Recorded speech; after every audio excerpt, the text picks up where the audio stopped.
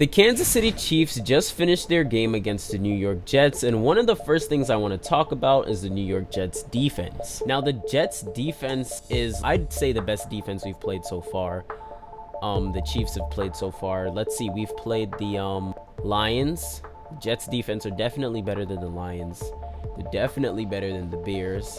And the Chiefs defense is better than the Jaguars. So definitely the best defense we've played so far. And our offense was struggling the first couple of weeks in this season, specifically in week 1. That was a pathetic loss. And I don't know about you guys, but when we lose a game that's like you could have easily won this game, and then it just will nag you for the whole rest of the season, because we should have been undefeated right now. We should have been like the Dolphins, and the Niners. I believe they're also undefeated. We should have, that is such a loss that's just like, we should, oh man, we shouldn't have lost that game, but that's going to be with us for the rest of the season, and that's why I hate losing week 1 games, but it is what it is, and we move on. But back to the Jets defense, they had Patrick Mahomes running practically every play. I mean, he would snap the ball, and then within about 3 seconds, if that ball wasn't thrown, it was getting crowded in the pocket.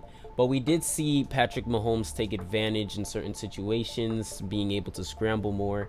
And he's actually the second quarterback in the league as far as rushing yards goes thus far. So that's not really a good sign, but it is good that he can scramble for those yards. He's only behind Lamar Jackson, and we all know Lamar Jackson is scramble king, so that's going to be expected for him to just be at the top of that list there. The Chiefs, I think we need to do a lot better as far as protecting the quarterback goes. Now, even though we don't have the greatest O-line, this doesn't mean that Patrick Mahomes has been getting sacked, and that's just because he'll either avoid the sack or throw the ball away, or he'll scramble.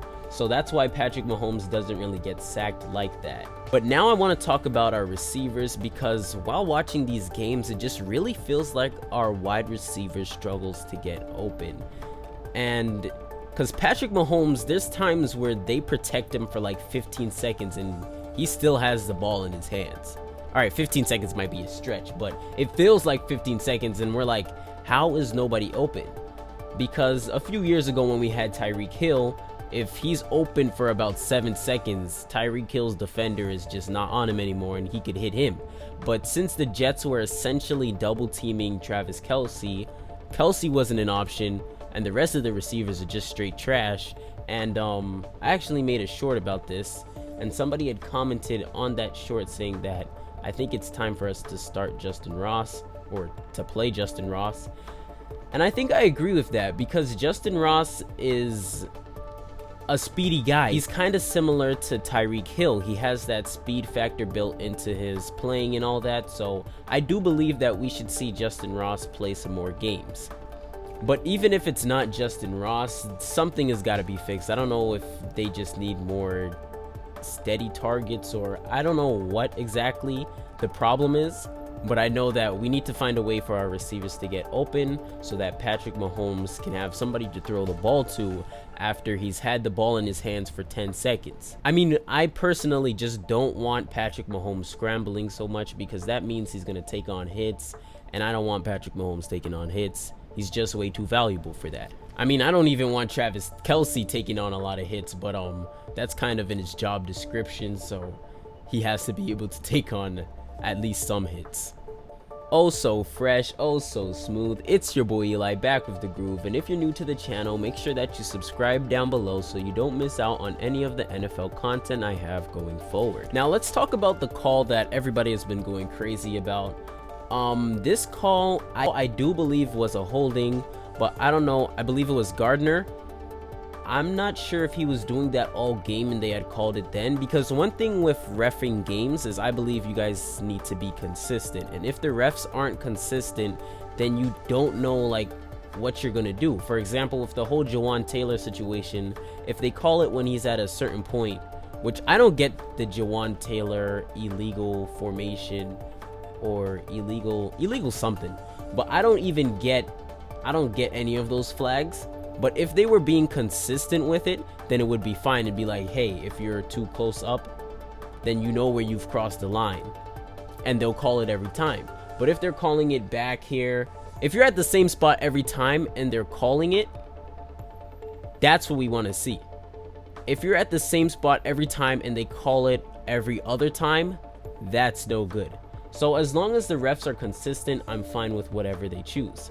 However, I do believe that was holding, but that might just be because I'm a Chiefs fan. I don't want to act like I did want it to not be a holding. But either way, I don't think that's what made the Jets lose the game. They had plenty of opportunities. I honestly believe that if Zach Wilson did not fumble that ball, that the Jets had a serious chance of taking the lead. And I think that's what made them lose the game. And that's why after the game he said, "It's my fault, bro. It's my fault." But yes, all I want to see from the refs is consistency. If they didn't call that before, then they shouldn't have called it then.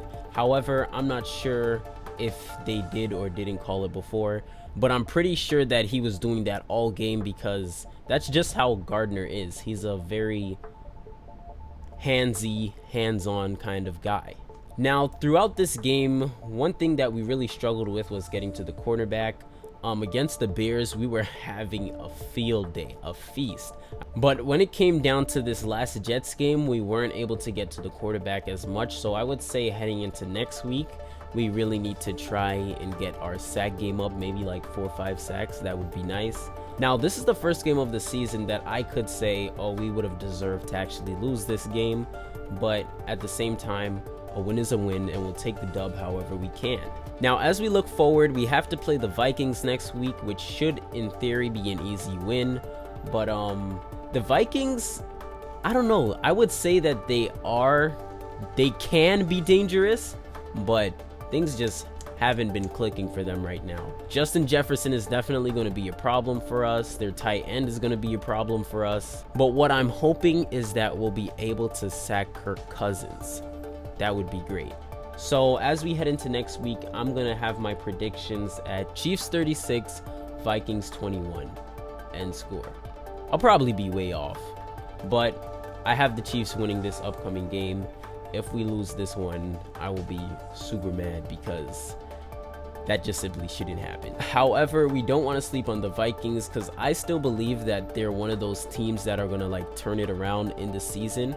Versus, like, I don't even know why they're off to such a slow start, but I do think that they're going to turn it around, and hopefully that starts, after they play the Chiefs. So let me know all your thoughts in the comment section down below, and until next time, as always, peace out.